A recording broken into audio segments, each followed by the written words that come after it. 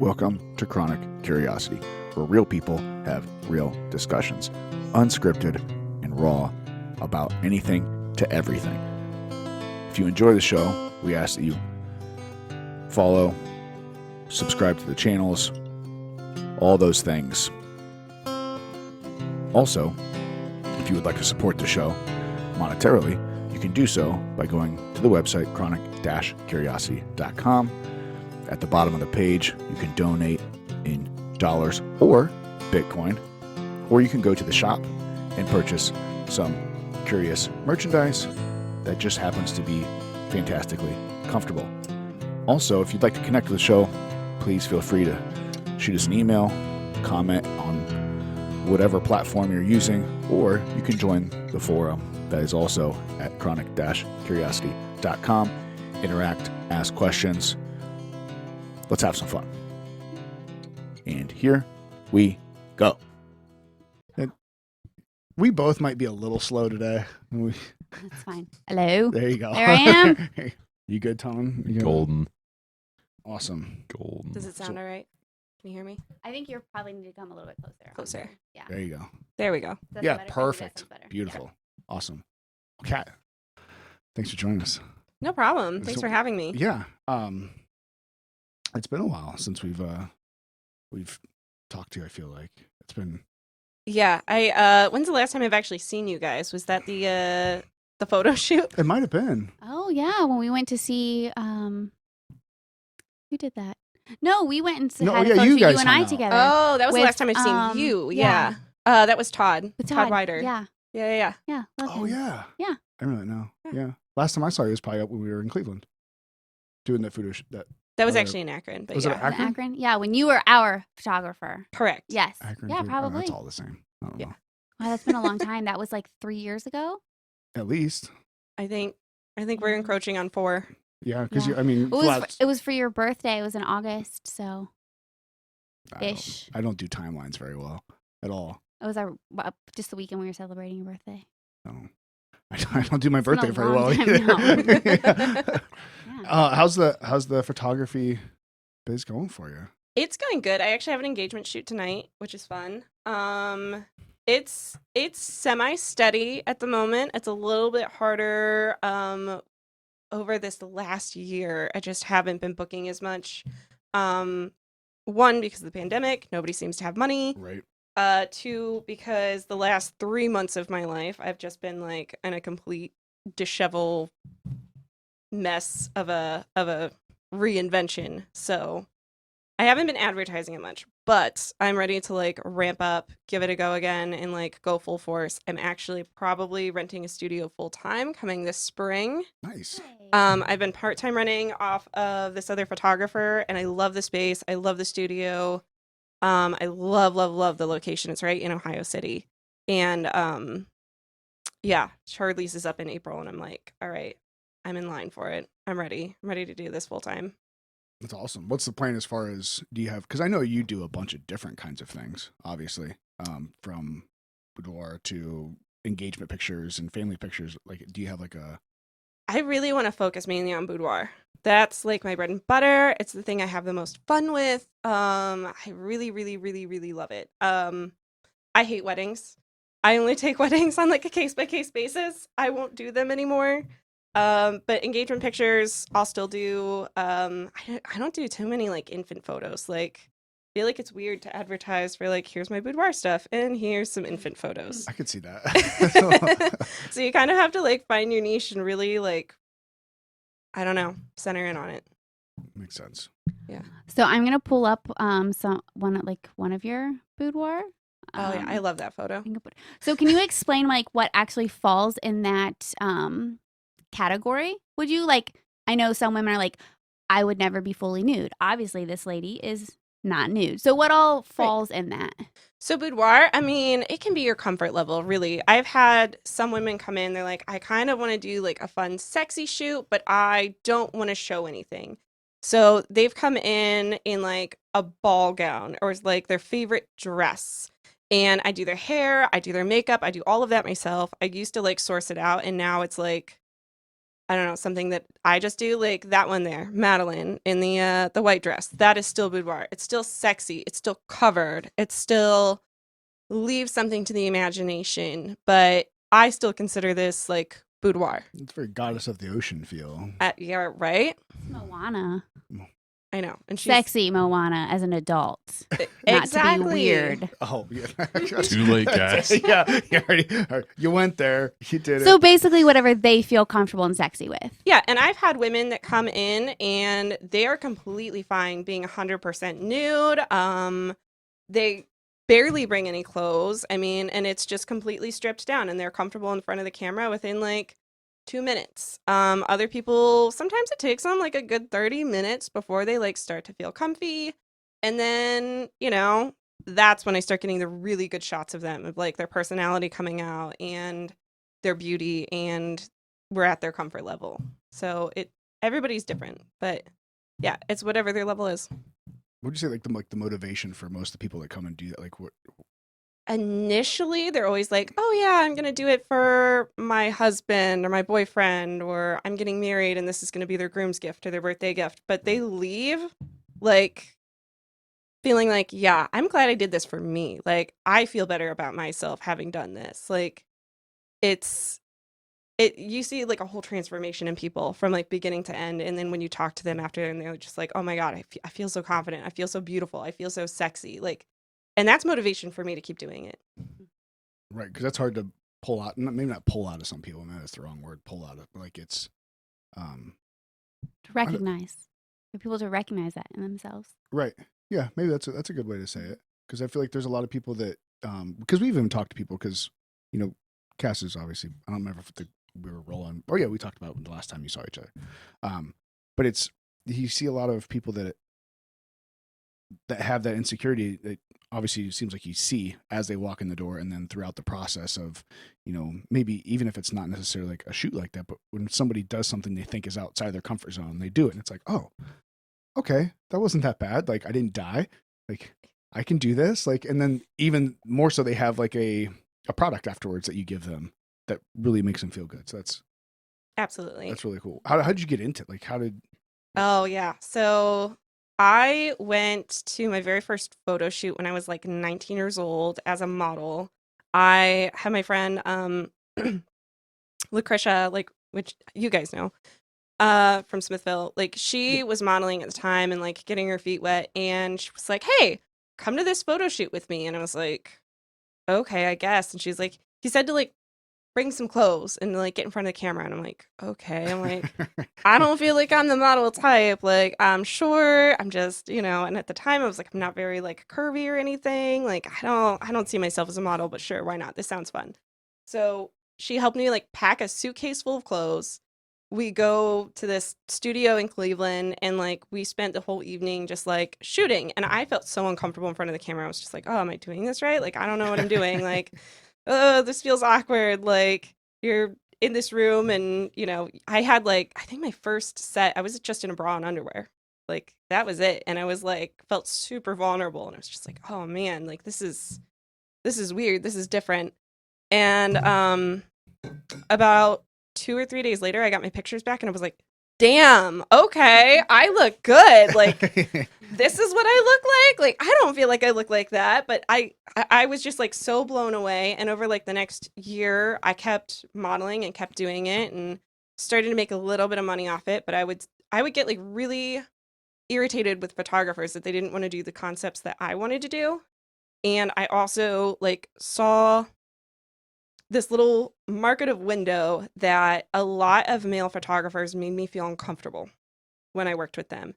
And I was like, I want to create a safe space for other girls to get in front of the camera and feel comfortable with it. And I mean, I was 19, 20 years old. So we're talking like 10, 11 years ago.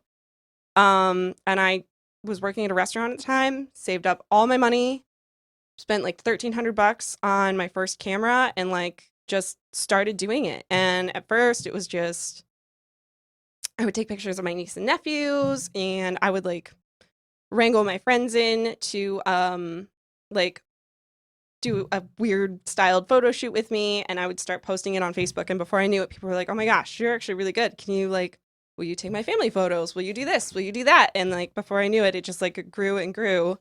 And then specifically boudoir, it was about 4 or 5 years ago. I really wanted to get into it. I was still modeling, and I set up like I got like a hotel room for like a weekend, and I like posted on Facebook that this is what I wanted to do, boudoir sessions, base price, $100, hair and makeup, which was a steal. And I was like, I just need to make enough. for $100. I feel like. Right. And I was like, I just need to make enough to cover this hotel room for the weekend. I want to give it a try. And then it took off from there. That's awesome. Well, at the same time too, you talked about, because you think photographers and throughout,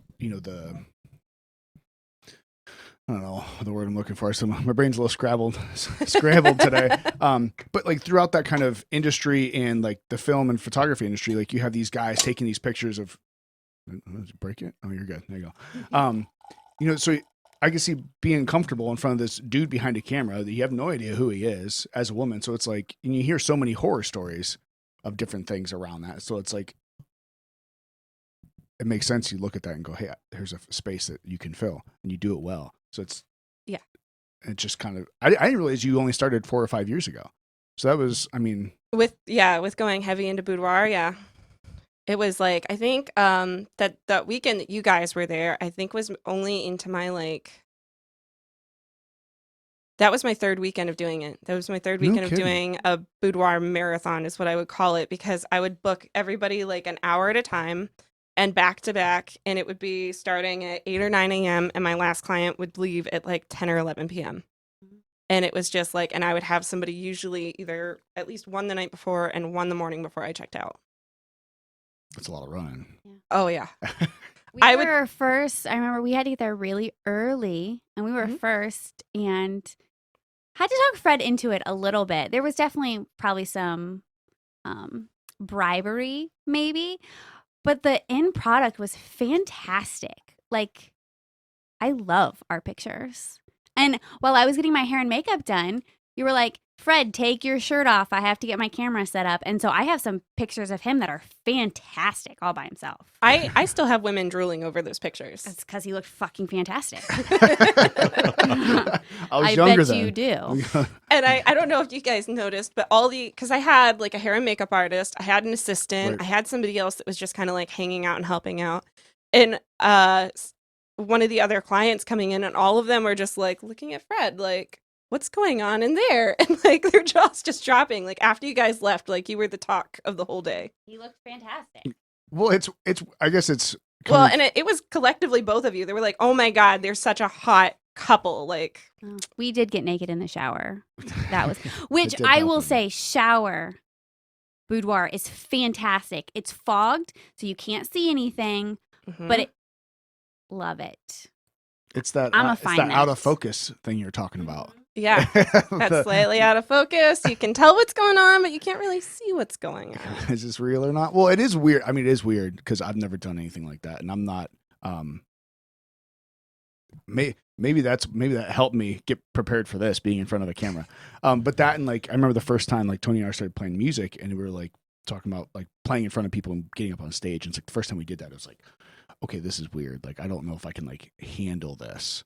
Right. But then afterward, it's like, well, I didn't die. I'm okay. Like whatever. I didn't die. That wasn't so bad. Yeah, I and survived. it is like I guess it's just different because there's not like especially maybe from the area we're at. There's a lot of places that's being in front of a camera or on the video camera or whatever. Like that's kind of a thing that people aspire for. But around here, it's like, wait, you did what? It's like, well, yeah, I did. Like what? So what? Like, and then it's like. You walk away from that and you go, well, that's a new experience. It's different. And then people like see those things and, people were telling her like, oh my gosh, like your pictures look so great. Like this, that, like all these different things. It's like, oh, like, Yeah, I love that one. yeah. Jess, if you're watching this, don't get on YouTube. Oh yeah. My sister listens to the show. Yeah. Every once in a while. She's like, I had to stop that one. I couldn't listen. That was slightly inappropriate. Yeah. I couldn't listen to my little brother's whatever story. Okay, it's off now. Yeah. Oh. But we're like, I think that it is extremely like tasteful, right? Yeah, Everything it's- is covered, and like this picture is printed and it's in my room. You know, and at the same time, love like, it. you know, people will scoff at kind of some people, not all people. Some people will like scoff at like people doing that, like the boudoir shoots or whatever, like, or posting pictures like that on, you know, Instagram or whatever it is. But then they'll go and turn their TV on and watch the exact same thing, or even worse sometimes. So it's like, what do you? Oh, for like, sure. You know, Yeah. just what goes on in people's heads is just like, I don't understand that. You know, they'll do something or take part in something, but if somebody else they know is actually doing that thing that they're just watching, it's like, ugh, well, whatever. Like, I don't. Yeah, and I mean, you like obviously what I do is not porn, Right. but like how many people are afraid to admit that that's what they're watching late at night or whatever, and then they scoff at somebody who's like open with their body or their sexuality or whatever it is. It's like, yeah, you're willing to watch it, but like when somebody else does it, like, oh, you're disapproving, like, yeah. And that one's a really good example of like she's topless, orange hair. On the left. There we go. Yeah. Orange hair, topless, still covered, still tasteful, still beautiful, still sexy. Like, I love capturing that stuff. Yeah, I think there's a disconnect between something that is like used for advertisement or movies or something like that, and then people kind of doing the same thing in a different light of, you know, this isn't necessarily like, you know, even if you want to sell your body, hey, that's your body, you do what you want, but like doing this as like an empowering thing, or just because it's fun, like, what's so wrong with that? Like, you're not like, have you ran into like a lot of flack from people or gotten like any pushback from that you wouldn't expect, I guess, or any weird situations? As a photographer and model, actually. I was going to say, well, so when I first started modeling, and I had no shame, I was like, I look good. I look great. I loved doing this. I felt no shame whatsoever. And so I posted like all the photos on like Facebook that I did. And like some of them were, you know, in this kind of light. I wasn't naked in any of them yet. But my family were like, oh my God, I cannot believe you're doing this. This is so like awful. You're never gonna get a good job doing that. It's like the same thing they tell me when I got my tattoos. Like, you're never gonna get a good job. You're never gonna amount to anything. Like, you're gonna tarnish your reputation. How are you ever gonna make it anywhere in life by like posting this kind of stuff? And then like I started shooting it, and like it was their same response all over again. And from like outsiders' perspective, when I started modeling, there was kind of like an uproar response from like a lot of men. Like, my inbox immediately flooded with like, oh my God, you're so hot. Like, just everybody drooling over it. And I just was like, it kind of took me back for a minute because I wasn't used to that. And then I remember somebody in my college like made me feel a little bit ashamed about it. And they were like, hey, the guys are saying something like really nasty about you, about those pictures and blah, blah, blah. And I was like, oh, like, I guess maybe I should take them down. Like, it got in my head for a minute. And then one of the other girls were like, no, honey. They were like saying how awesome you were, and she got jealous. Like, don't let them get to you whatsoever. So there's a little bit of that like backlash of like other females like initially being like, ew, that's so disgusting, like, because they lost the attention they were getting. Cat's taking all the likes away. You know, that's really funny because I remember the first time that we met you. You came over with a guy you were dating that we were friends with. Mhm. And then you guys fizzled out or whatever. And we remained friends with you. And the first thing Fred and I ever said was, she is so fucking confident. And I remember just thinking like how much, I don't know if I said it and you were like, yeah, absolutely. And that would have just been so sad if that moment had been the time where you took everything down, and not even just confident in your body, just overall, I feel like you are confident just being who you are, which is slightly different from norm, right? From the society normals. And I fucking love that about you. And it's because you're confident and you're just like, I don't care. Yeah. Like, I don't care.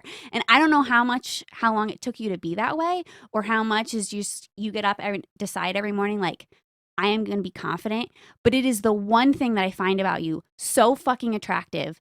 And I love it. So I would be so sad if that moment would have been where you were like, oh, this isn't okay. So I'm really glad you didn't do that, because we've talked about that multiple Oh, yeah. times. Like, Mhm. man, Kat is feeling down about herself right now, but that bitch is super fucking confident. Like, it shows. So as a female, I appreciate it, and I am glad that you did not do that. Well, thank you. And yeah, to that point, like, I have my down days like everybody else. Like, I've had days where I don't feel confident. Like, the pandemic did like a number on me. I broke my ankle like day 2 of quarantine. And, you couple that with sitting on the couch all the time and eating all the food. Like, I gained 20 pounds, and it took so much mental work to make sure that I didn't lose like that confident fire that I have inside me. And that's what I want like every woman to feel. Like, 90% of my clients, they come to me and they're like, I want to be as confident as you look in those photos.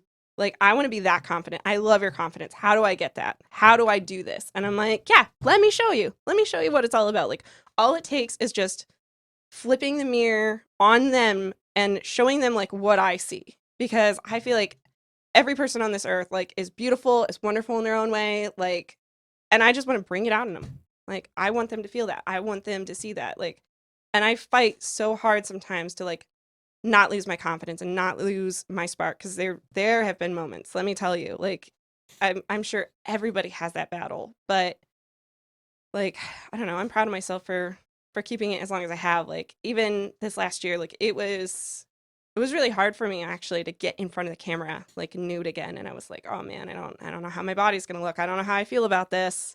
And like, it did it, and I was like, I'm not entirely happy with my body and the way it is, and I'm gonna keep working on it, but I'm so glad I did it. Like, I felt so good after, even picking myself apart, as I'm sure we all do. Like, still happy I did it.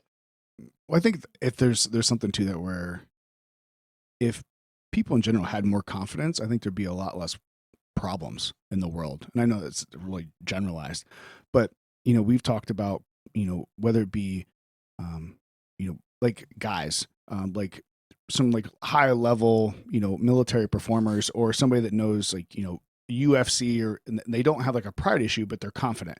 Like, those are typically the last guys that are going to start a fight or puff their chest out, because they're confident in their capabilities and they know who they are. So they're not the ones out there being douchebags. Yeah. And at the same time, if a woman being confident in herself, then you don't have to worry about tearing other people down. You can actually turn it and try to help build people up. Absolutely. And I feel like a lot of the women that tear other women down, it comes from a lack of self-confidence. It comes from a lack of like loving themselves and loving who they are. And yeah, it sucks that it has to come to that, but that's the root of it, 100%. I think it's the same for guys too. In a sense, Oh, yeah. it manifests itself a little differently. Yeah. Usually guys, will talk shit regardless. So that's kind of like guy communication is talking shit, like friendly. But if they're really not confident in themselves, then it's like, it turns in this weird, like dark, like psycho, like, I don't even know how to explain it. These are some of those guys. Toxically masculine, Fred. No, Toxic masculinity. Yeah, There but it actually is. toxic, where Yeah, they're like, yeah. it's like you can't back it up. Like, you're just somebody that's just hateful, and you have no reason to, talk this shit. Like, go work on yourself. Be confident in what you want to do. Like, whatever it is. Like, if you're not confident in what you're doing, you feel like most people they do what everybody else is doing, and they're like, and they subscribe to what everyone else's idea is. It's, someone will be like, oh, that person's, I can't believe that person's doing that. Yeah, me either. That's gross. That's this. It's like, well, that's not even your own thoughts. Like, did you even really fledge that whole idea out, and why because it's okay to disagree with people and say, hey, you know what? I don't agree with that. Or, I'm sure there's plenty of people out there that, with your photography and your modeling, they're like, I don't agree with that. And that's fine. But guess what? Don't look at it. Right. Like, no one's forcing you to like search this person out and see what they're doing. If you disagree with it, then just ignore it and walk away from it. Keep scrolling. Yeah, like yeah, Keep scrolling, yeah. like- You can unfollow it. Like, that's like the biggest thing that's killed me. Like, these people that try to like, I guess part of it's like the cancel culture that's kind of happened is, first it was well, these liberals are canceling these conservatives, and then the conservatives went back and said, well, that's fine, we'll try to cancel you too, and it's just a constant battle of trying to like destroy each other's lives. Like, well, if you don't like it, just keep scrolling.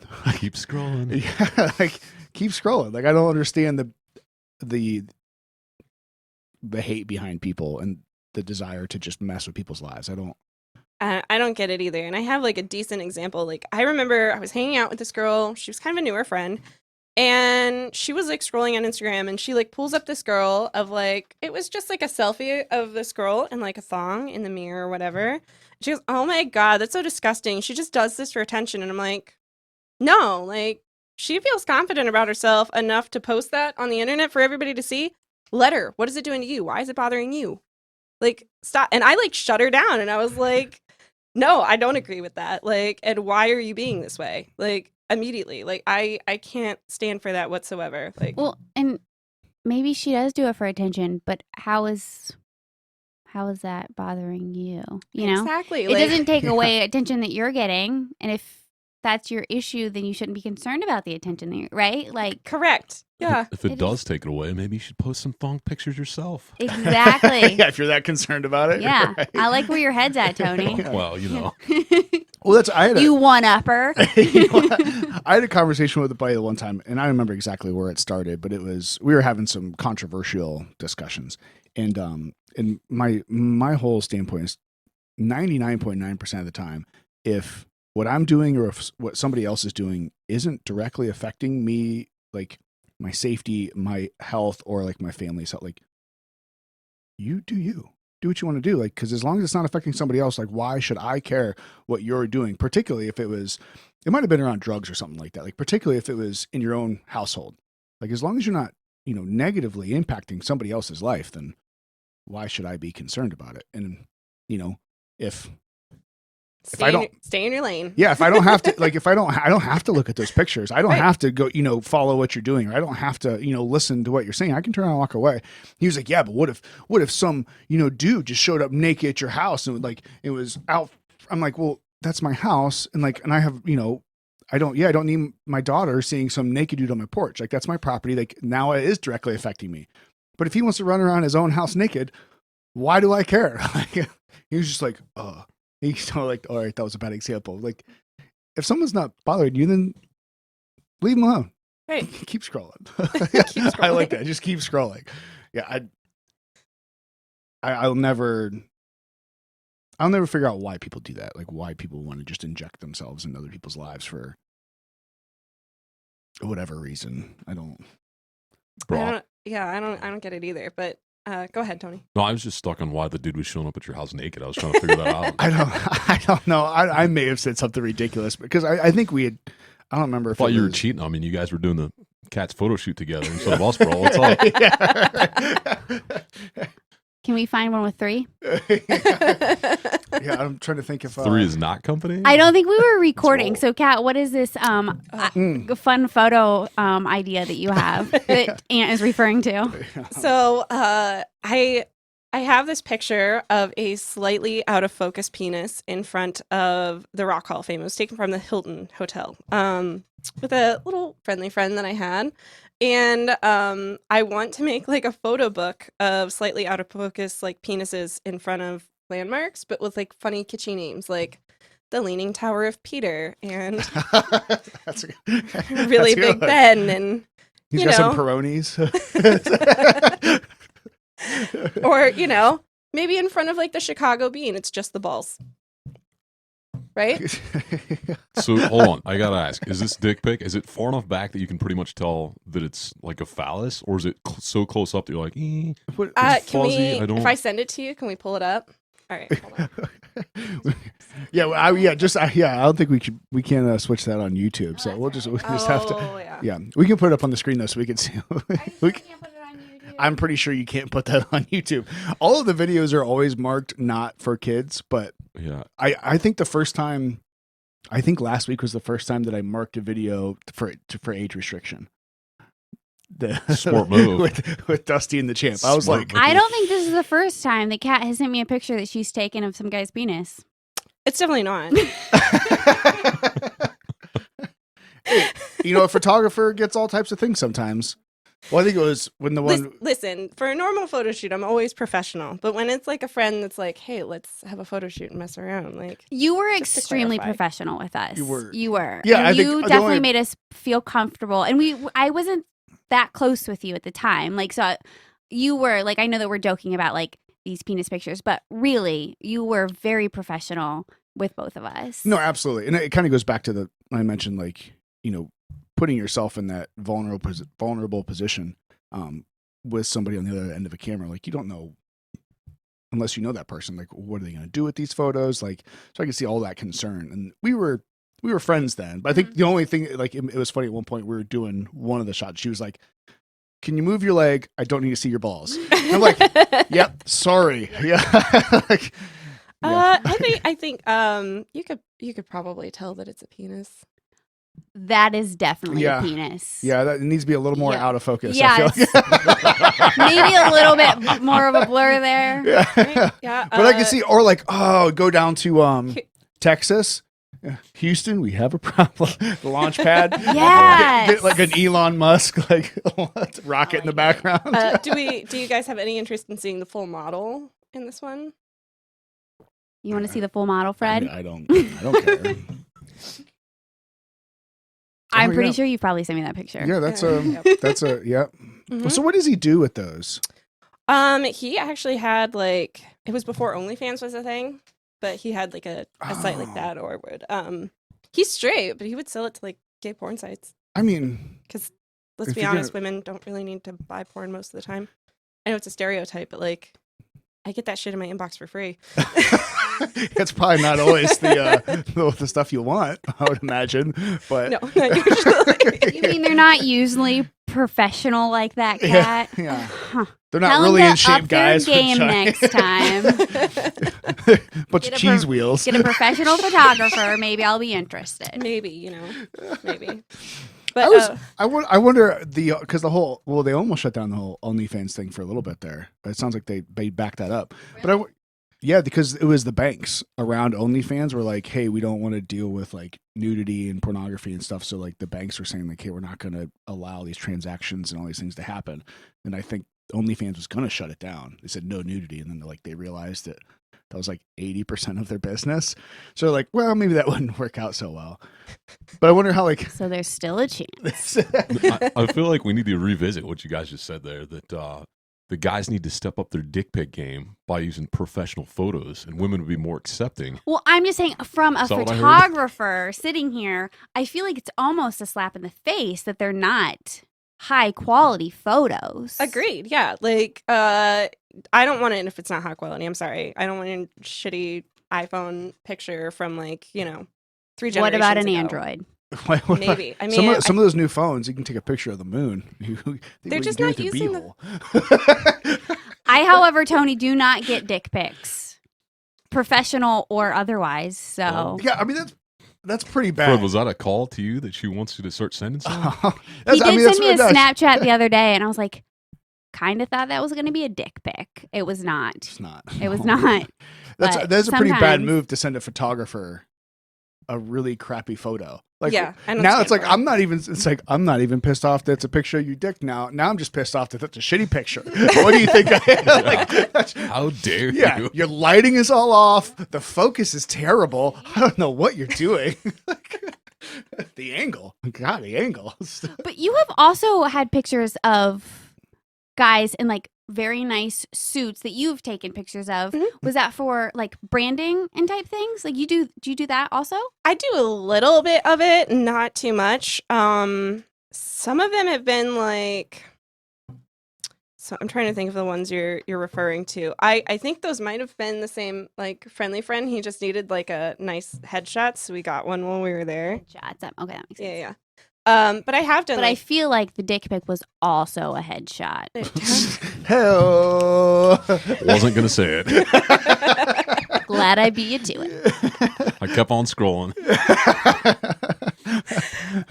But for serious, I've reached out to you and I would like to get some Instagram pictures or whatever for my business, which would be personal training, that sort of thing. And you were like, yeah, absolutely, let me know. So you definitely do have a variety of realms that you Yeah, take photos absolutely. in. And I actually, there's a whole wellness center in Medina that just hired me recently, and they want to do stuff like quarterly for their Instagram. And I mean, we did like a 4 or 5 hour long shoot with the whole practice to do like a rebranding of everything. And so I've definitely had my like hands in those cookie jars of like helping people do that.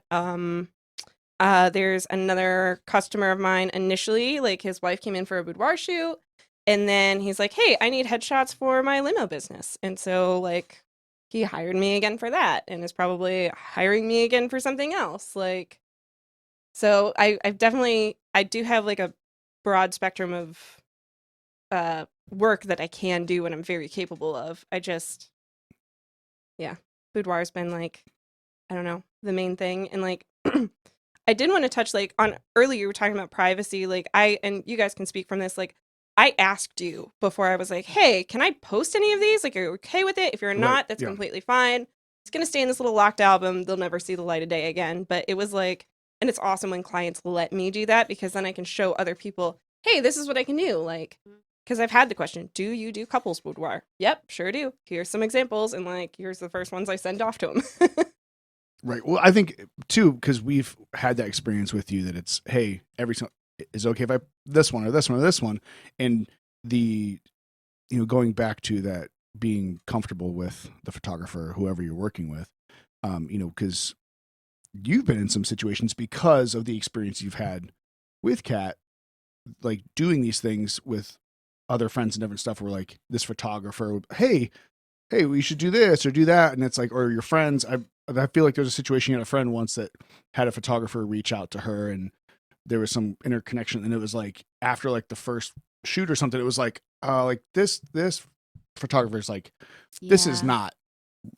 not going well. I feel like I even talked to Kat about that photographer, and yeah, I went on site with her for her second shoot with this person, and everything in person was fine, and then it got real he asked me to do photos. That's what I thought. Yes, and our communication was the exact opposite experience. It was not, it seemed professional, but it was definitely, it was inappropriate.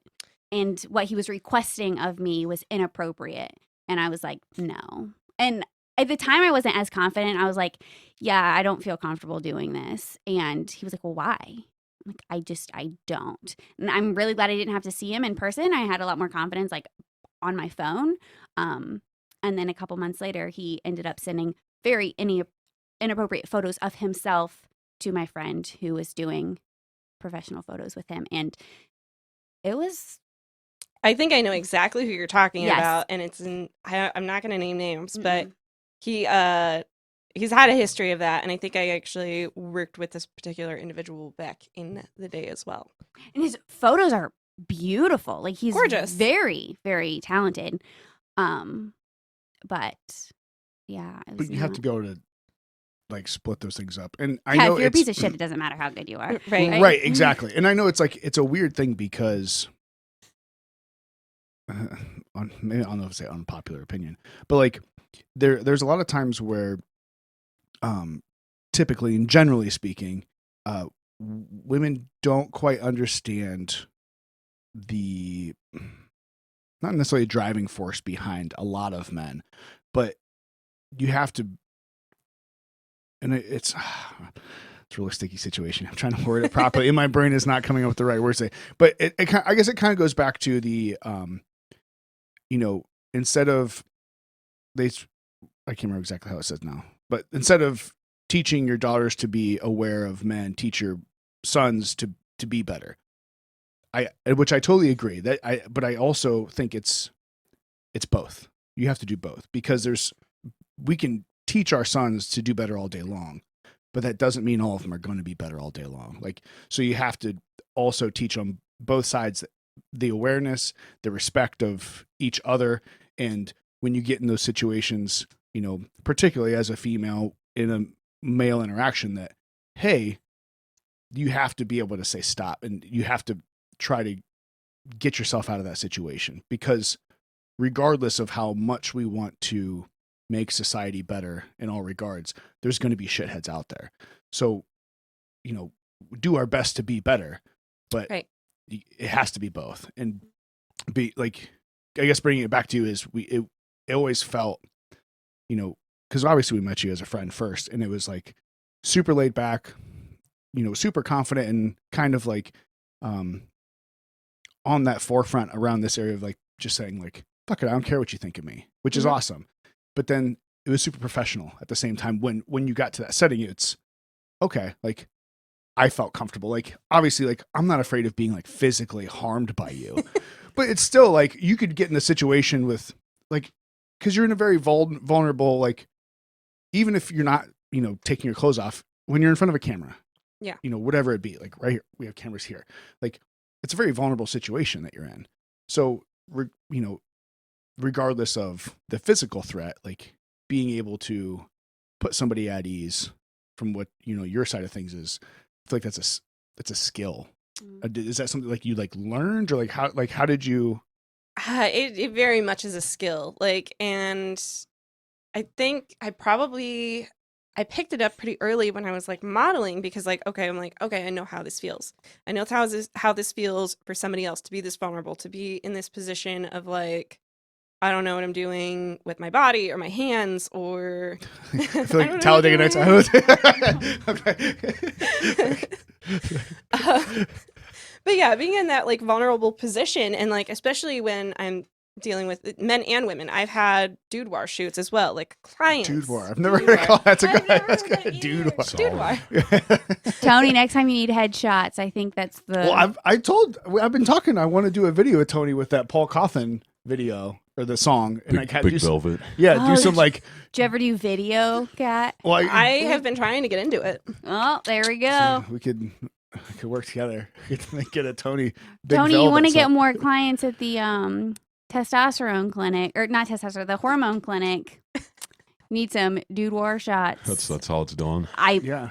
I'm pretty sure. I'm sure more females are going to show up and be like, "I think my hormones are fucked. I need one of these guys to usually make it's sure." guys. Usually it's the That's guys. Every true. single time when I'm like the best in shape or in like that, I remember not right when, but like in the middle, like when I was really in good shape and going to the gym and all that stuff, and because like I bet you get hit on all the time. Like, no, yeah, I do, by guys.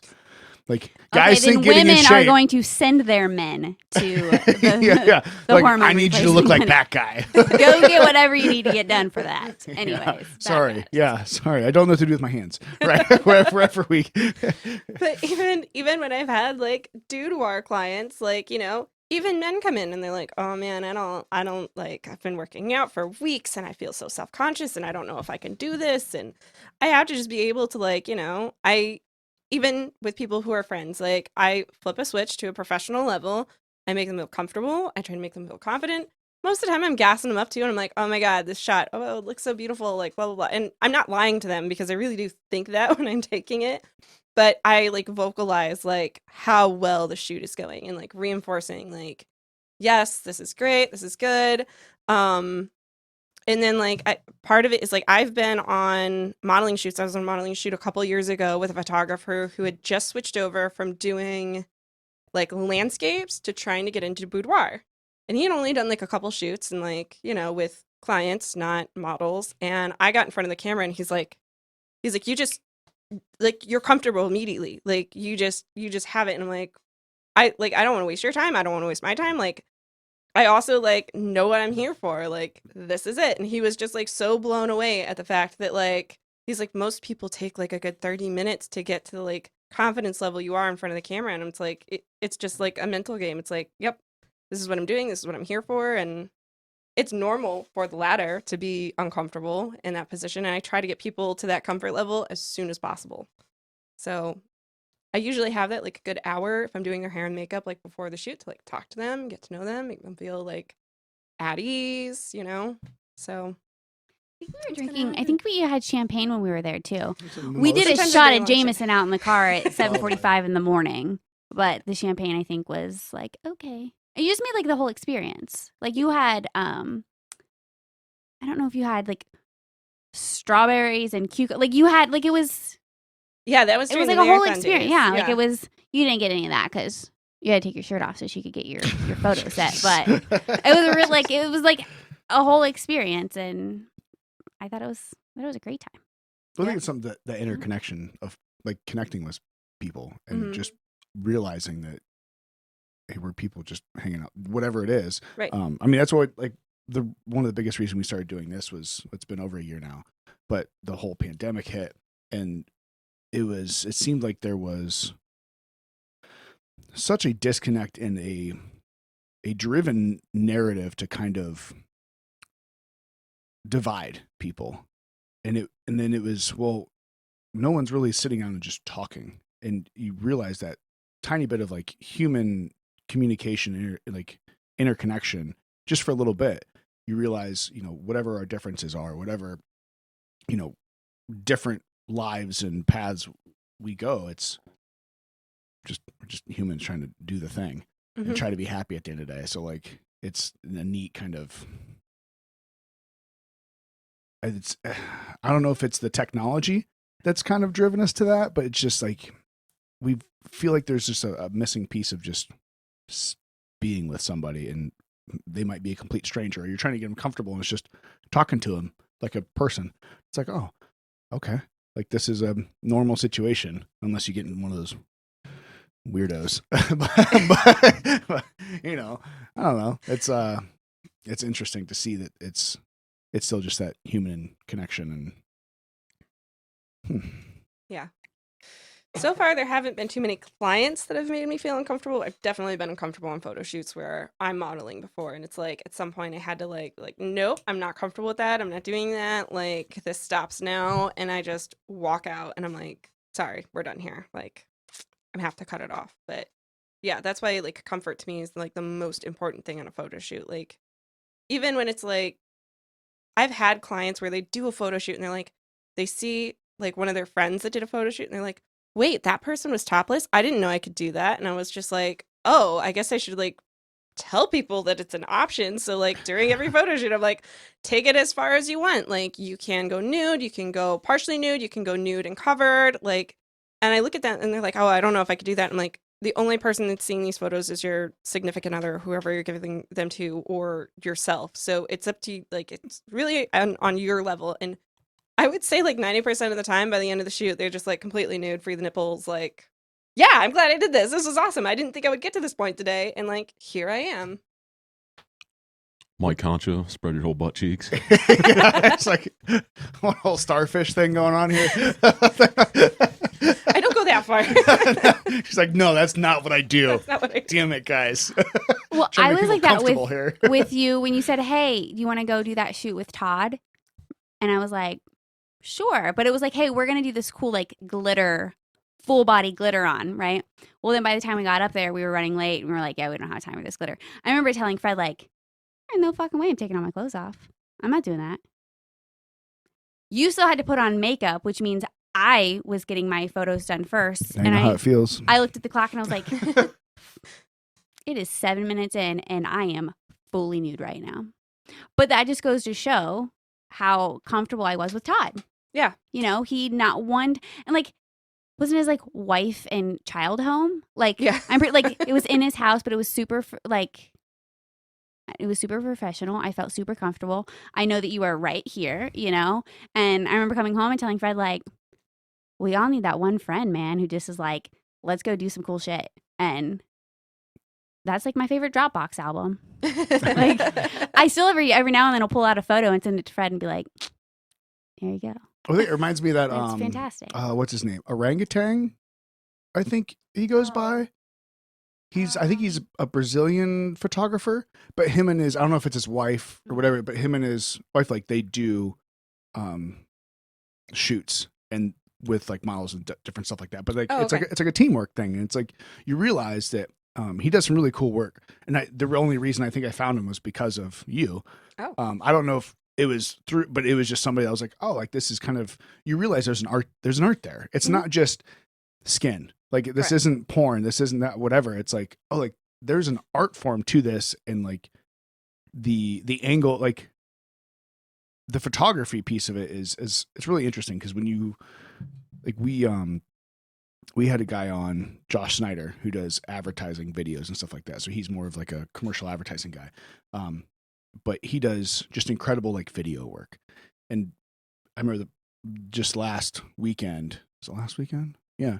I helped an event out and did like audio and video and stuff for him. I'm going to try to do like video like of some of the stuff that happens, and I called him. I was like, Josh, I was like, I don't know what I'm doing, like how am I, like he's like, he gave me the best advice he could, but you realize like there's like an art to like where the camera's at, the angle, the height, like and the lighting and all these things. Like how did you even go about even like figuring out, like, because it also seems like different artists have like different styles, and is it something that you kind of see in the back of your head and you're trying to portray, or like how do you, like, it fascinates me. Artists fascinate me. Like my sister drew that.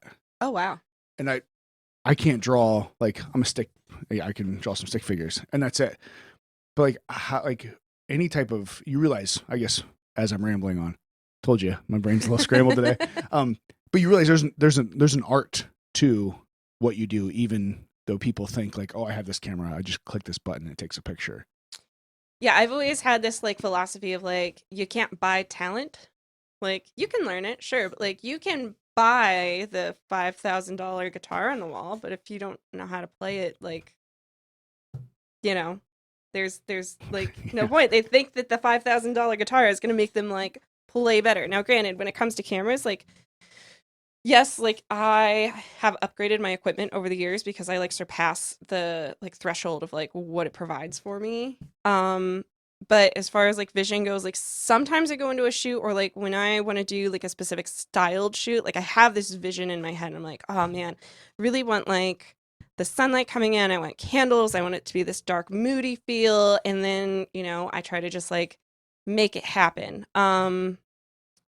Other times, like I come in and I work with whatever the person gives me. So I had a client recently, she brought like unconventional things to her boudoir session. Like Unconventional. I like that word. Yeah, like what kind of unconventional things are we talking about? Most people bring like, they're like go out and they buy, most women I should say, go out and like buy lingerie. You buy all of these pieces that speak to you or you feel good in, and I'm like, I always tell people, I'm like, wear what you feel sexy and wear what you feel comfortable in, like whatever that is, do it. Most of the time women just go straight for like lingerie and it works for them, and like they see a whole new like side of them and they're like, oh, I didn't know I could be like this. This girl, she came in confidently herself, which I love because it was like a reflection of me, and she came in with like tank tops, t-shirts. She came in with like this gardening hat and a giant banana leaf, and I was just like, okay, what can I do with this? And I'll be damned, we made it sexy as hell. Like it was perfect. It was perfectly her. It was perfectly like her style. It showed my style as well in my photography work, the way I like my colors and like my editing and my lighting. Lighting is like the biggest thing ever in photography. Like I do mostly natural light. Every once in a while I bring in like some supplemental here and there, but like knowing how to light something is like, and knowing your angles and knowing like the vision of like, okay, the picture of you where you're standing in the doorway. I knew the way the light was coming in. I'm like, oh, this is going to be perfect. Like there was a window here, and then you were just standing in the center, just like looking down, and it like just the reflection of the light over every little inch of that silhouette was just like perfect. It was perfectly what I had in mind, and I feel like I executed exactly what I wanted. So it's just something you see. Yeah. Without even like knowing exactly what you're seeing, it's just there for you. Right. And like sometimes like, I have a vision. I'm like, all right, this is what I want to create. Other times I'm like, what can I make out of this? It's all yeah. So it's just something that's there that you have that you did you find it? Like were you surprised one day that you had it, or is it just something totally. Yeah. Like I remember the first week that I had my camera, and I got this one like really awesome perspective shot of like I was in an apple orchard with like my sisters, and there's just this apple and it's completely in focus and everything else was out of focus, and it was just like perfect. And like I learned later that there's like this rule of thirds that like you can follow, where you cut like a picture, like your screen or whatever, into thirds. The eyes are supposed to always like land on the top third of the line. So that's one of the things, which I learned that kind of in like broadcasting school around the time that I bought my camera. So I already had like some fundamentals, I guess. Gotcha. But yeah, it was just like I don't know, I feel like I just kind of had it. And like I've had shoots where I'm like, I don't like any of this. This is all crap. Like hate every photo. Didn't go how I wanted it to. But I mean, over time I have less and less and less of those. Like now I feel like I have hardly any of those shoots. Practice makes perfect, right? Yeah. Well, you mentioned not gloomy. Gloomy wasn't moody, Moody. dark and moody. I feel like that's kind of partially like additionally like your style, because I feel like a lot of your stuff kind of leans towards that way. Like what? Mhm. Why is that? Like what do you think? Kind of. So when we talk about art, when you like look at a piece of art, it's supposed to like evoke an emotion, right? So when I want people to look at my work, I want there to be like an emotion there, like something like this raw, driven passion is the best way like I can put it. Like I want somebody to be like passionate about like the way they look at something. I don't know. I don't know if that makes sense. Like I just want that feeling to come across. Like I don't know how to explain it. I'm bad at that. I feel like Tony could relate to that somehow. I don't know. I mean, I felt like I understood what you were saying there. I can dig that. Yeah, and I mean, like, I don't know, as like a person, like, I've always been driven towards the more like dark, macabre stuff. I've got like, I don't know, just this like fascination with like death and skulls, and like not so much in like the sense of like, I don't know, like I love what Tim Burton does, for example. Like he takes these really dark subjects, like, you look at Nightmare Before Christmas.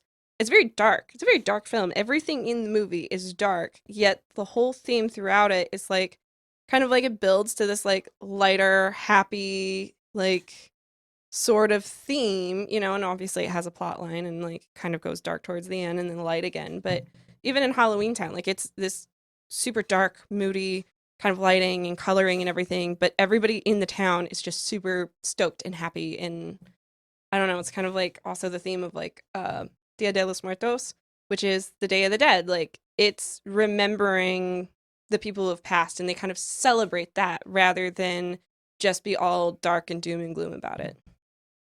Like I like that mix of like happy and dark. Like even though it's like dark and moody, like there's still this element of like, yeah, that person looks comfortable. They look sexy. They look beautiful. It's so interesting how different people have, like, I don't know if it's a vibe or whatever it is. Like there's just these different like channels or waves that people ride throughout their, like, I don't know if it's like a birth thing or like a nature or nurture thing, but it's how everyone kind of works on their own frequency in a sense, because a lot of people could see that like darkness and that kind of moody vibe and see it as gloomy, but there's a difference there between just that, how people like view thing and get that different kind of feeling from it. So I guess feeling from the art, and it's interesting. I never really contemplated quite like that before. I feel like Tony's been trying to get me to do that for a long time though, with some of his lyrics and stuff he writes. It's like I don't like that. Bro, that's kind of It's like a lens of perception. I mean, something McCarthy said, and we talk about this one book called Blood Meridian, and it's like one of the most violent books ever written. He said this about other authors. He's like, I don't understand authors who don't write about death. It's not because like he loves death. It's because death is part of everything, and through death there's life, and that's how he writes.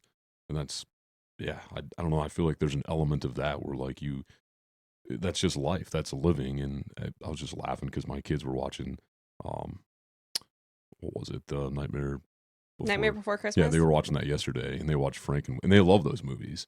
Like they love that Halloween's like their favorite thing, but they're happy doing it. It's not like you said, it's not this deep, dark, macabre like thing. It's hey, this is what we enjoy, and that's part of life. And as you said, that's that's their frequency. That's how they're vibing, man. So I always get shocked when somebody describes me as like bubbly, and I'm like, I don't see myself that way whatsoever. But like some people have been like, "Oh, you're not all like happy and bubbly today." And I'm like, "I don't feel that way inside." Like ever. Like I enjoy life, but I never would have described myself as like bubbly. Bubbly is when I like turn it on when I'm like serving and I'm like, "Hi guys, how are you today? I'm going to be taking care of you." Like I can see how I think my it's customer I can see how service. people could get that perception. I think maybe it's more I do think you're high energy, I which would agree with that. and I think people could see that as I guess it all depends on your definition of bubbly. Because some people think high energy is just that's what they call it, but some like I agree with you. Sometimes bubbly is like you need to calm the fuck down and like just like you are way too happy right now. Like stop it. Like, but I think high energy could be construed as the same way, and I would agree with that. Um, it's funny because you talk about like how you. I mean, this is me just making guesses and assumptions now. How you kind of I'm putting my own words to it. How you kind of ride on that frequency of like the dark and moody, but you do have this kind of like aura of extremely high energy at the same time. So I never equated like the Nightmare Before Christmas because it was with like a happy kind of feeling. Like I watch that and it's kind of like, oh, this is kind of like not necessarily creepy, but like just kind of dark and not quite unsettling. It just makes you a little uncomfortable, right? Yeah, You're like, what, this is supposed to be like a kid's movie and happy. Like, why do I feel like this is giving me like that uncomfortable, creepy feeling? I don't know. I love that. Like, I love the mix I've of the never two seen worlds. it. Fun fact. Yeah, I've only seen parts of it. Actually, it's funny because the kid asked me the other day about, have you ever seen this? I'm like, she likes it apparently, and I'm like, no, like I've seen pieces of it, but I've never watched the whole thing because it's one of those things where like to me, like I'm not, and I'll be the first to say I'm not like a sunshine and bubbly kind of person, but I don't know where maybe I'm just lying like the pessimistic, maybe partially realistic type person, and I look at things analytically and like mathematically. So like there's like weird sections of like emotions that like I don't necessarily often I can't connect with. I told the wife earlier today, it's like, and she knows this, that I compartmentalize things very well. Or poorly, depending on how much maybe too much. I compartmentalize too much. So but I see stuff like that. It's like, oh, like that's like I'm not like a horror film type of person. Like I don't if they don't like bother me, like I don't get nightmares or anything like that, but it's like, like that's not my thing. But I also like rom-coms, also not my thing. Like comedies, I can watch a comedy, but like it's the comedy movies, like I don't know, it's like show me a good documentary. Like, and I don't know what that is about people, but it's interesting to see you mentioning the Nightmare Before Christmas is it's funny because I just talked about it, like I said, with my daughter earlier this week, and it's like, oh, like people can see that as a happy kind of thing, but just with through a different lens. And it's fascinating, truly, to get to know different. Dropping stuff. Well, that reminds me of the shoot. Did you do it last year where all the ladies were on the beach? Was it like Oh. witch themed, or I mean, I guess it's not witch themed, but Yeah, it was. is that what it was? Right, switch thing. And I feel like that's very much who you are as a person. Also, like you have crystals, and you have like I don't know what it's called. the Busy Witch No, is the cards story. that you Tarot do. Oh, cards? tarot cards. Yeah, so you're like super into so that just like encompasses who you are also. That it's like it doesn't surprise me that you're drawn to that like dark, moody photos that way because that's just like who you are, right? Yeah. Like we've only been talking about your photos, but you're very much into that realm of things too, which adds a whole new spin on when you say it shows who I am as a photographer or what I'm looking for. Like that's very much who your personality is. Yeah, very much so. And that was like I love how that shoot came together. And I kind of told everybody, I don't know how many people actually like noticed, but I had all the girls wear like two different outfits. One was very much everything was in white, light and airy. They had like flower crowns on. There was almost like this touch of like innocence about all of it, but it still had that like I wanted that feel. There's an episode of Sabrina, the newer season or whatever, where it's, I think they're celebrating Austria, if I'm correct there. But like everybody's like wearing white and like celebrating together, and I wanted like that feel put into the photo shoot. And then the second outfit was everybody was in black. Everybody had like darker makeup, this dark, moody feel to it. Like everything was just a touch more of that like sinister feeling. And like I wanted the blend of the two. Like I wanted to show like the two sides of it. And yeah, that whole thing, like I was so happy with the way everything came out in that shoot. It's very much my personality, like coming across. Like I wanted to be a part of it, and I was like behind the camera the whole time, and I was like, oh man, like part of me is like, I wish somebody else would have shot this so that I could be a part of it. And then like the other part was like, no, I'm like really glad that like this is through like my like creative lens and my creative mind of like how it all came together. And it, like everybody that was involved in that shoot has like a little bit of witch to them too. So like that was the best part. Like Lucretia there, she owns the Busy Witch in Medina. She helped me kind of like get everybody together for it, and like she was posting in groups. Everybody like kind of brought like a friend along. But yeah. So what is the Busy Witch? The Busy Witch, Yeah. She's got a metaphysical like witch store with like crystals and candles and So spell work stuff. So I've seen, I would say, as you mentioned, I've seen you post some stuff like tarot cards and stuff like that. So what for you, like, what is, because I know nothing about that. Just, I could We're assume getting that into like, that conversation. Okay. yeah, why not? I mean, yeah, whatever. We don't have to, I but just got really you know, excited. yeah, I mean, because from an outsider's, like, I don't understand any of that. So I just assume it's like, oh, those things are connected because it's dark and moody and tarot cards. What is that? tarot cards are a form of like divination, which basically the way like I feel about it, like it's like, all right, gather my thoughts here, switching tracks. So for me, it's like you kind of communicate with your like spirit guides through them to like either like send a message. And like every time I've had a reading done on myself, it's like scary accurate, and it just kind of brings to light some of the things you already know. Or like I don't want to say like fortune telling, but it can kind of like give you a sense of direction of like you can ask your spirit guides like, all right, like I'm kind of stuck in this situation, I'm at a crossroads, like what do I need to do? And you kind of like use it to find that path, or maybe to bring light to something. Like, So do you think it's a, an actual like connection and with something else, or do you think it's more of just like an introspective kind of way to look at yourself in that mirror and kind of do some, self appraisal and self kind of? I think it's both. I think it's a little of both. It's kind of one of those things. I have friends of mine that like they take part of that and like they take whatever like pieces of it and apply it to their lives. Some people like don't buy into it. They're like, "Oh, that's hocus pocus, that's witchcraft, blah blah blah." Like I don't believe in that. But for me, it's like getting into witchy stuff, like into manifestation, into like I want to say spell work, because that's part of what I do, but it's like you do new moon rituals and full moon rituals, and you set your intentions. Like it's no different from like, you sitting down and being like, okay, I'm going to, write a list of all the things that I want to do for the next month.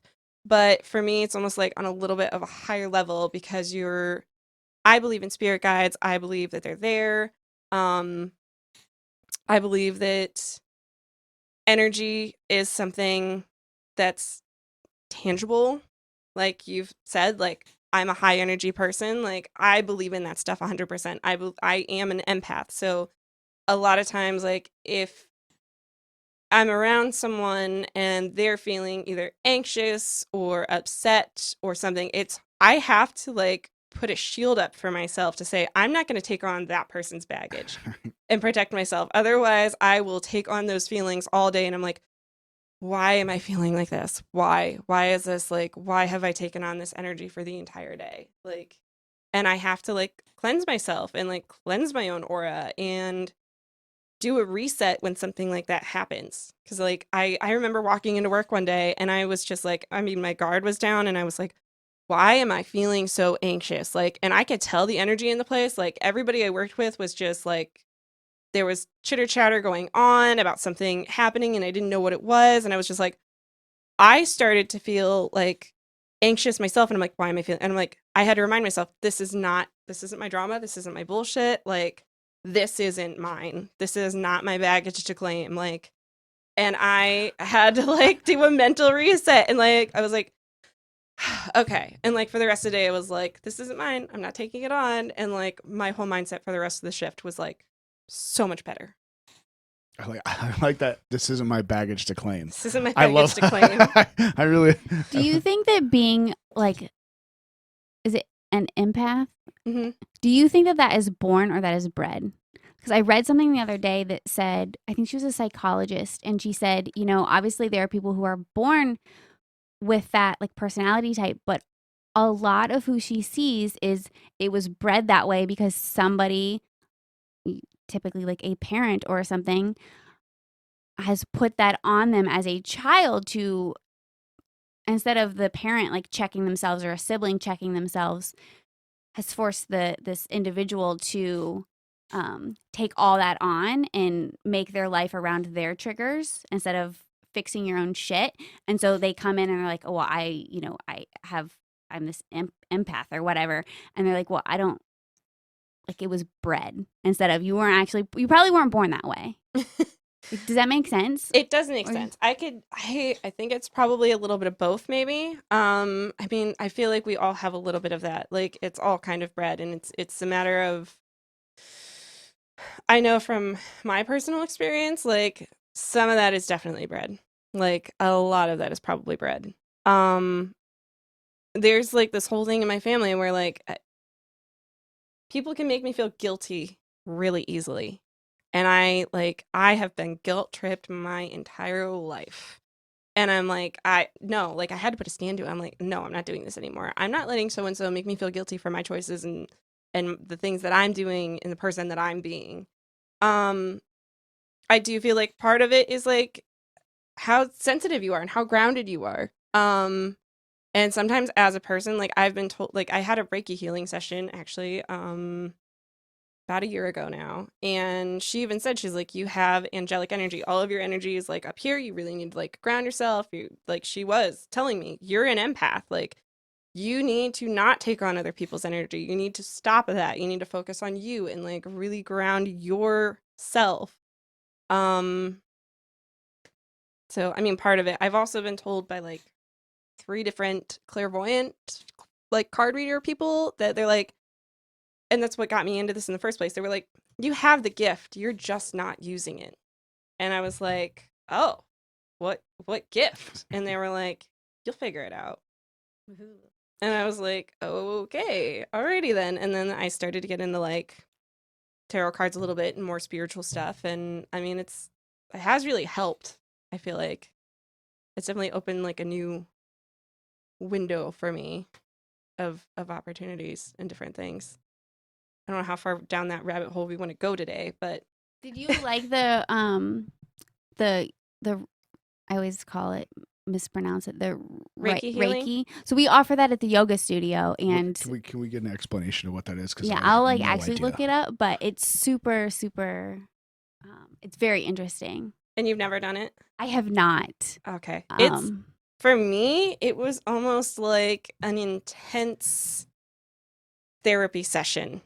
Like it was like a high-tracked, like fast-tracked therapy session for me. Like I left feeling absolutely like part of me was drained and another part of me was like just very relieved. Like if you believe in energy work, it's the way to go. I absolutely loved it. Like I sobbed on the table. Not even kidding you. Like I'm on like this massage table or whatever, and the stuff we got into, like, and the stuff she pulled out of me, like I remember just being like, I was trying to like hold back tears and she's like, just let it go. And I just like sobbed for like an hour. So the word Reiki means mysterious atmosphere or miraculous sign. It comes from a Japanese word, ri, meaning universal, and Kai meaning life energy. So it's a type of energy healing, I guess. So when I was doing yoga teacher training, you remember I was talking about how like we have our different colors and our different Right. energies. So it says that energies can get stagnant. So you have all your energy here, but really is there 6 different chakras. Yeah, 6 different chakras. And so you can be very usually prone to have a main chakra, like for your personality rather, but they basically use what they call palm healing as a way to kind of help that stagnant energy move throughout the body so you're a little bit more balanced with your energy sources. That's a great explanation of it. Yes. I've never had it done, but we did learn about it in yoga teacher training, and it is very, very interesting. I fully encourage you to at least try it. Just try it. Go in with an open mind and try it. Yeah, I feel like you have to be able to be open-minded about it. If you're like, this is not a thing, I don't think you'll get anything out of it. I Correct. think you have to be open to it. Which 2 years ago, I'd have been like, you guys are fucking nuts. But it's so, like, why wouldn't we have different energy sources that, I don't know, I guess it makes sense. Well, it's super. Now I'm interested.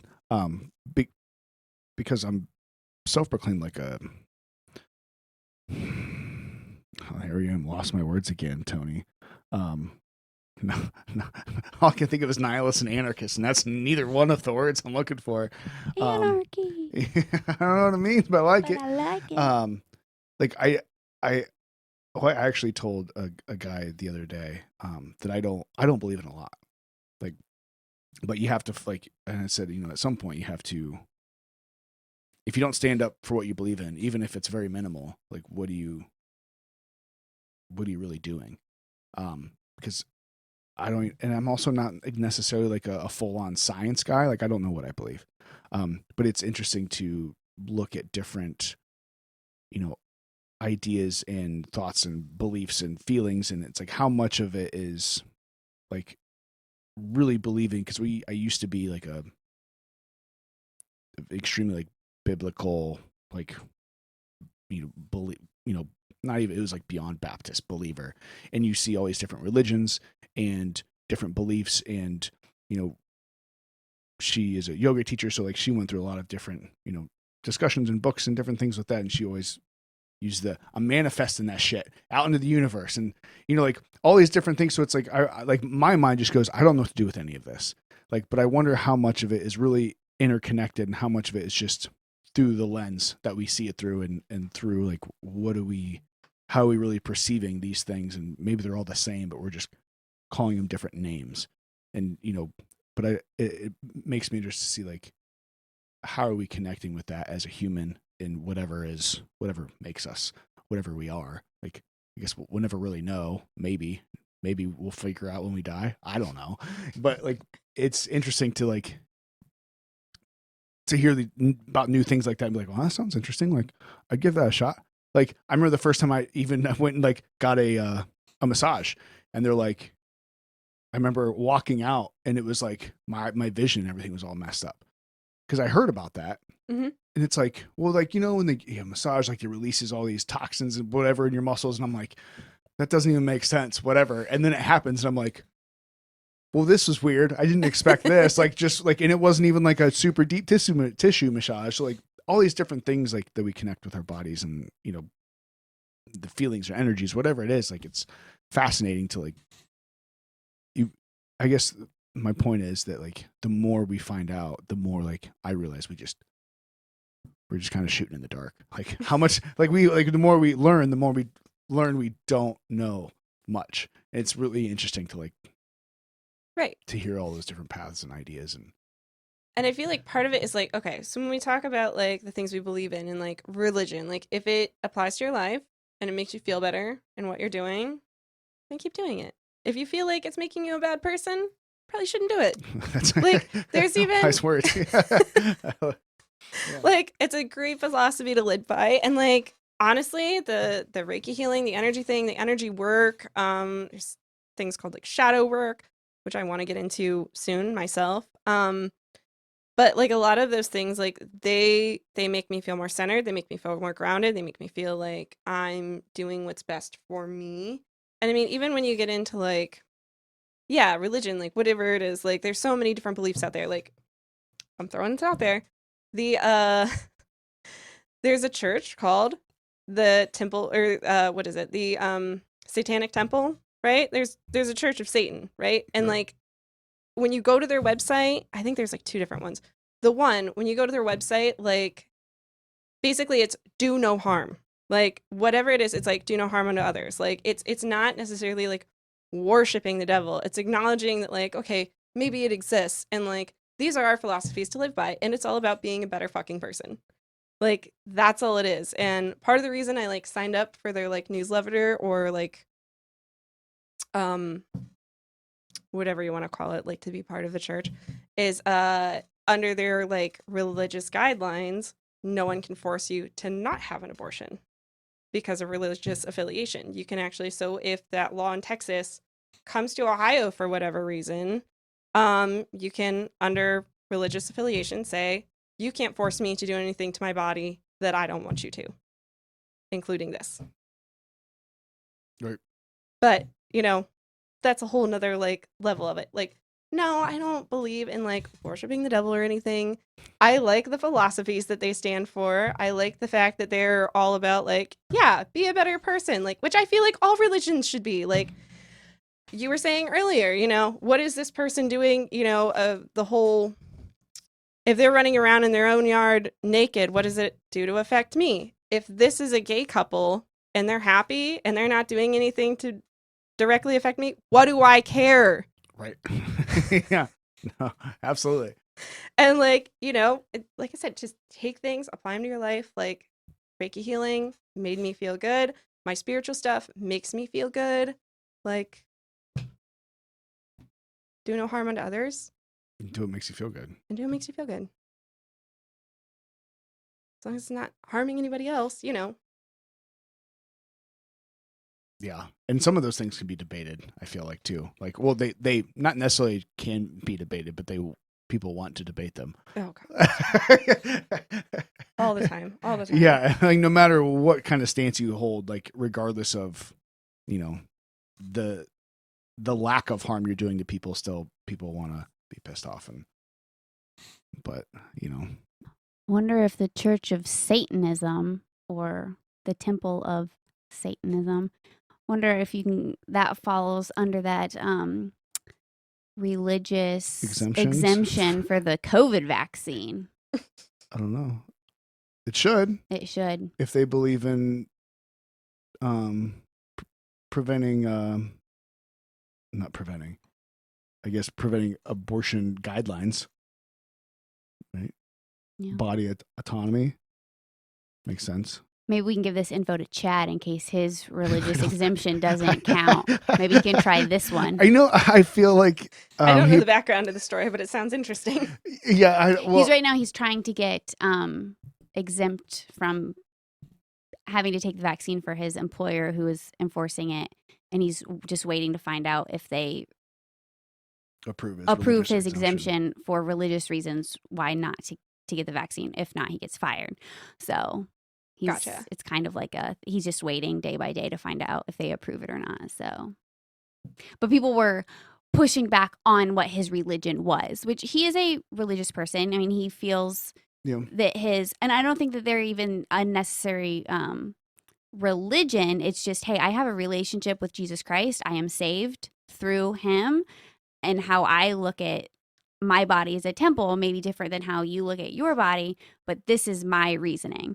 And to me, it sounds super solid, but there's tons of people pushing back on it, which to each their own, I suppose. No, fuck that. To not each their own when it has something to do with forcing somebody to do something to their own body. But it's just, I can see on Google that they do talk about the pushback in Texas for the abortion. So I was just wondering how that would work. You know, there's a lot of discussions, you know, around a lot of things these days.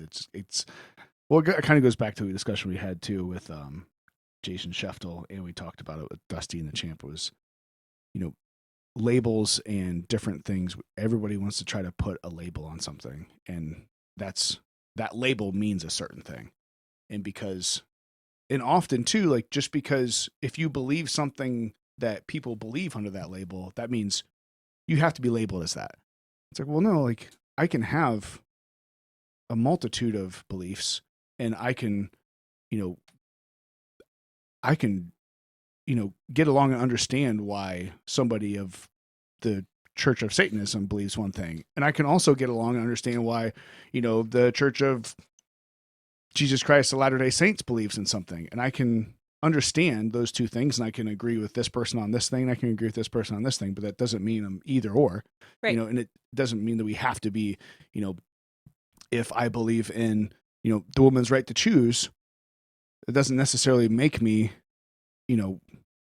everything that I believe in. That doesn't make me a Democrat.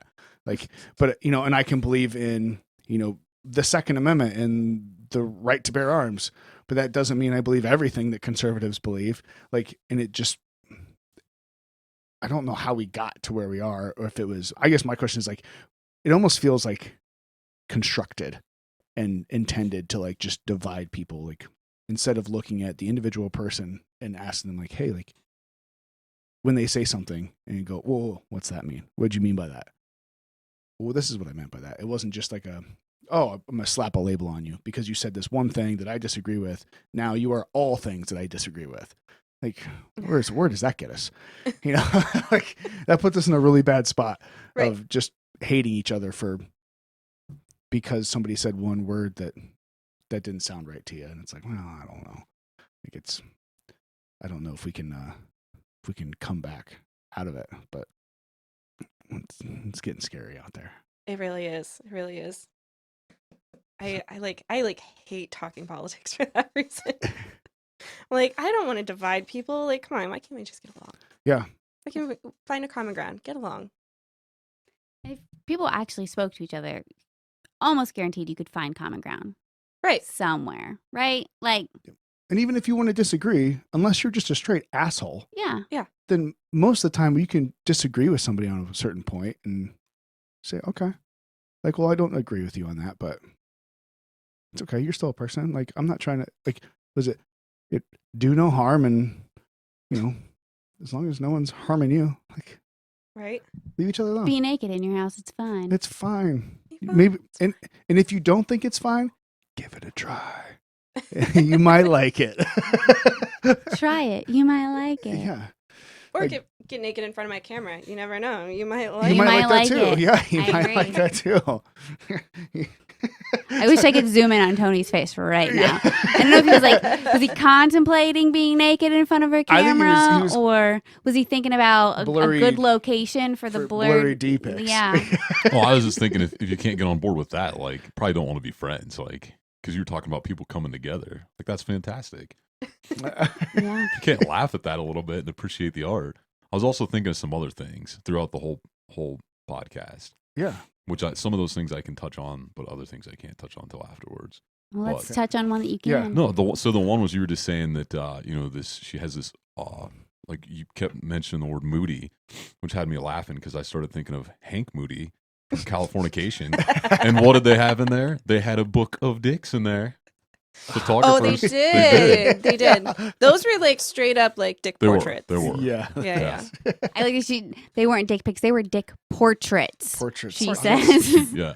Yeah, It makes that's it sound classier somehow. Very Yes. classier. like Mona Lisa. Here we have a portrait of Mona Lisa. And her Here dick. we It is 2021. You don't know. She kind of looked like a dude back then. I mean, wasn't she not smiling because she had miscarried multiple Oh, I don't know. babies? Maybe I shouldn't have talked shit about Not Mona sure. Lisa. I'm pretty sure. Let me look that up real quick. Maybe I shouldn't have talked shit about Mona Lisa. I don't know her backstory. I like that we have a fact checker here. This Yeah. is very helpful. Because we talk a lot of shit here. So we need someone to, every once in a while to go, we might need to look that up. What do you call Cass? The casshole? Yeah, To put us in casshole. place? Because she's usually the one that Well, sometimes she's the one that ropes us back in. Other times she's the one making ridiculous comments and pushing us further out to sea. It's a good balance. It's a good balance. Yeah, I like no balance at all. It's just constantly everywhere. That's how my brain works. Did you find what Mona Lisa's deal was? She did. She lost a baby daughter in 1499, just shortly after she gave birth. When was that the depiction of her portrait, or I'm looking at the history because there's definitely mention of what feelings she is portraying, because it is that kind of like, is she smiling, is she not? So I'm looking up. I thought she This survey says that she is 83% happy. 83%. It looks like she has that picture, like that face of like, fucking took the damn picture already. I guess I never really thought about the history in the background behind Mona Lisa. She always seemed like a stick in the mud to me. There's a theory. This theory is that she had syphilis. There's also a theory. I would be unhappy if I had syphilis too, I suppose. There's also a theory that Unless she had a good time the Mona Lisa is smiling because she had syphilis. What? I don't think that this is doesn't artnet.com. Is that a credible source? Yeah, I don't know. I'm going to say no. See, don't call me a fact checker. You see what happens? She's just a Googler. The whole point is art is subjective. So Yeah. It's whatever feeling she's making you feel. She makes you feel like a stick in the mud. Me, I feel like the Mona Lisa might know a secret that nobody else does. And that's why she has a slight smirk, but she's keeping a nice poker face. And that could potentially be how she got syphilis. It could be. Maybe that's why she's smirking, because she had a fun time getting it. Well, if you have it, I hope it comes with a good story, at least a good time. Yeah, that's not a fun. That wasn't a fun, because isn't that that's a disease that like you get like not necropathy, something like that. Necropathy. It's not If Tony was here, he would say that is not a word. Not a word. He's usually the judge of when I make things up. Today's extra bad, but usually I'll say something. I'm like, I don't think that's a word. He'd be like, yes, that's a word. Do you mean not necrosis? a word? Necrosis. Yeah. He'd be like, it is a word now. Necrosis. Isn't that syphilis? Where your skin like just starts like, basically you turn into a zombie and your skin just starts deteriorating and your body just starts like. So it turns out this is the mystery, because there are a lot of people saying that she's actually smiling, and there are a lot of people saying, no, it's true sadness. Is the dress green or orange or whatever that was? Yeah, to where it's like, and I think it goes back to like what Kat said, that it's kind of like, what kind of emotion do you get when you look at it? That's art. I mean, yeah. I also agree that she does kind of look like she might have a secret, or that she's holding in a fart. I'm not sure. I mean, back then you had to paint. They had to paint them, so it took a really long time. Try to hold it that long. Holding a fart longer than I have for the last one night stand I had. That's terrible. It's no good at all. It's the worst feeling. You have to wait until you have to shove them out of the house quick. Like, okay, go. Yeah, you gotta go. Or like when you go over to like the first date or something like that. Oh, that's like to like meet the parents or something like that, and the whole time you're like, oh. Second you walk out of the house, it's like, oh, everything just lets loose.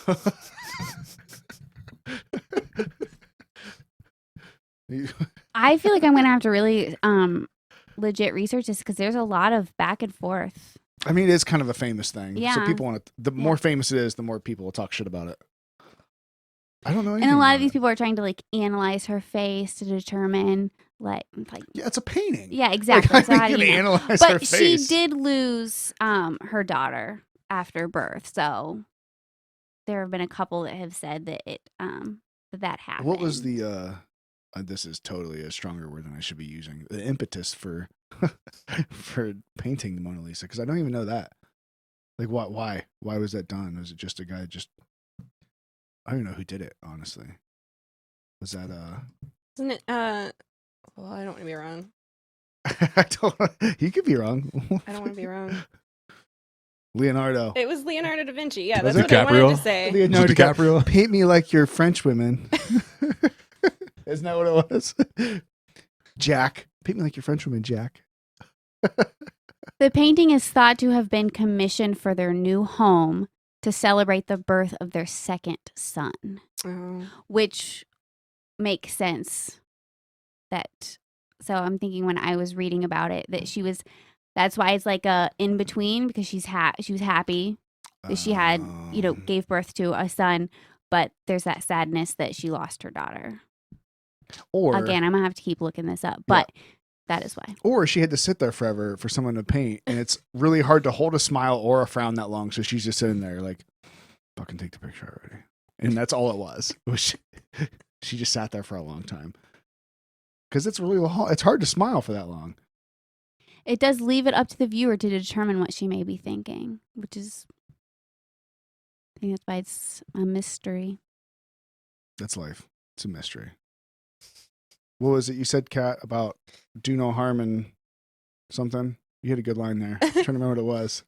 Do no harm and do what makes you happy and what makes you a better person. I don't think there's any really better way to end that. Thanks No for coming problem. on. Thank And you have what's the best way for if someone wants to reach you for photography stuff? So yeah, probably my Instagram, La Lueur Photography is what that is. It means to glow. Oh, okay. So I have my little tagline there. Let me show you how good you glow. I see what you Yeah. did there. If Yeah. you're not on YouTube, it's LALUEUR Photography. We'll put the link Yeah. in the And description. I do have a Facebook page. I think I have a website. I think I have a website. Also, you can reach me at KatlynKillinger@gmail.com. It's spelled just like on the screen, KatlynKillinger@gmail. And if you want to see my modeling stuff, it's tagged up there. It's that's the account that I probably use more. It's a girl with her dogs. We'll make sure to link all that stuff so people can find you. And if there's Sweet. anything else you want to add, we can. If Yeah. you have your website, whatever, we can put that on there too. So All right, awesome. sounds good. Thanks for coming on. Yeah. Thank you for joining us today. Remember, check out the website chronic-curiosity.com to join us at the forum, have some fun, interaction, pick you up a comfy t-shirt, or if you just want to support the show and donate, all that is on the website as well. Thank you. Until next time. See ya.